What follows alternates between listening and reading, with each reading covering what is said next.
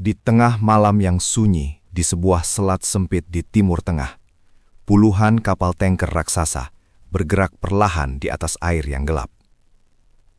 Mereka membawa sesuatu yang jauh lebih berharga daripada emas. Minyak. Setiap hari, jutaan barel minyak melewati jalur laut yang sempit ini. Jika jalur ini berhenti, ekonomi dunia bisa lumpuh hanya dalam hitungan hari. Pasar saham bisa runtuh, harga energi bisa melonjak, dan negara-negara besar bisa terpaksa mengambil keputusan yang paling berbahaya dalam sejarah manusia. Inilah sebabnya mengapa kapal perang, drone militer, dan satelit pengintai selalu mengawasi wilayah ini tanpa henti.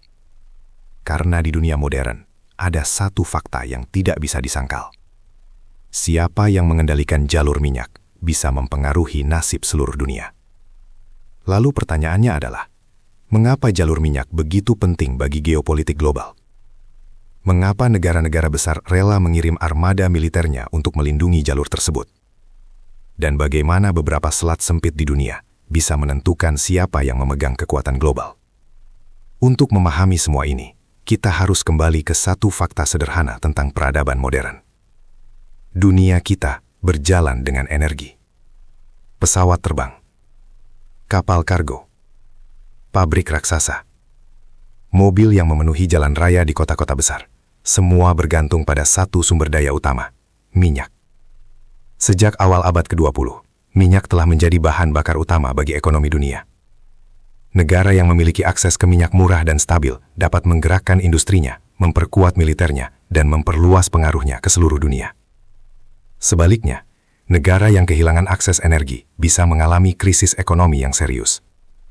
Inilah sebabnya, sejak Perang Dunia Kedua, minyak tidak hanya menjadi komoditas ekonomi, ia menjadi alat kekuatan geopolitik.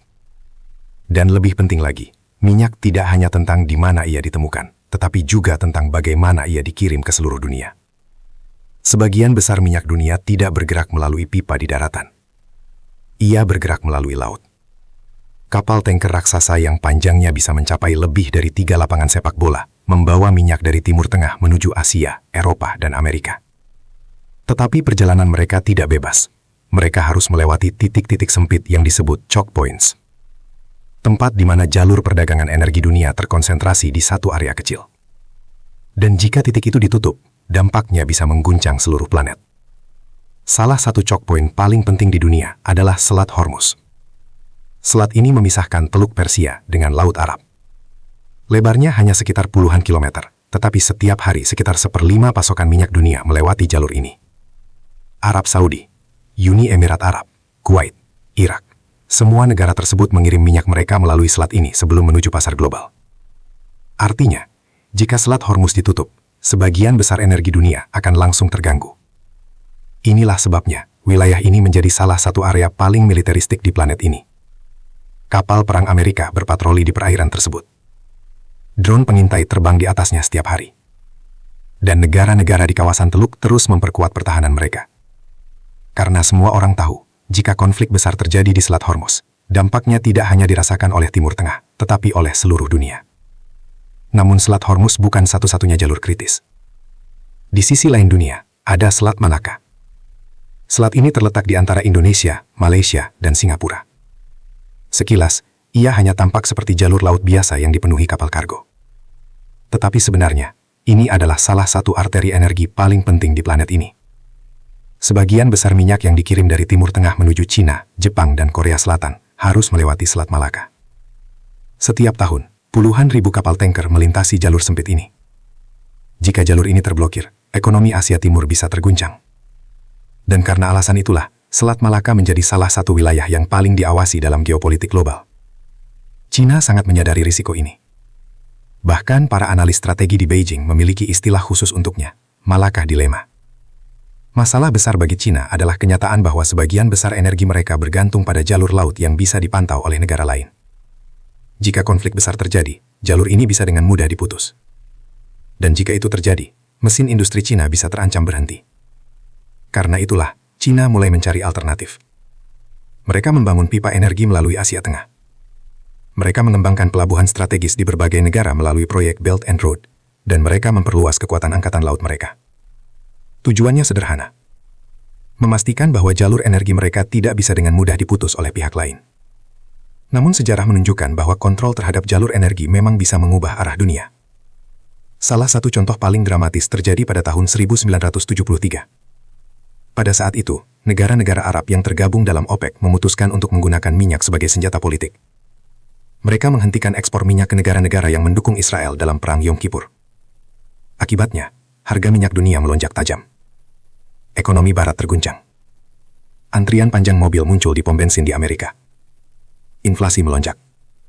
Dan dunia tiba-tiba menyadari satu hal yang menakutkan. Energi bisa digunakan sebagai senjata geopolitik.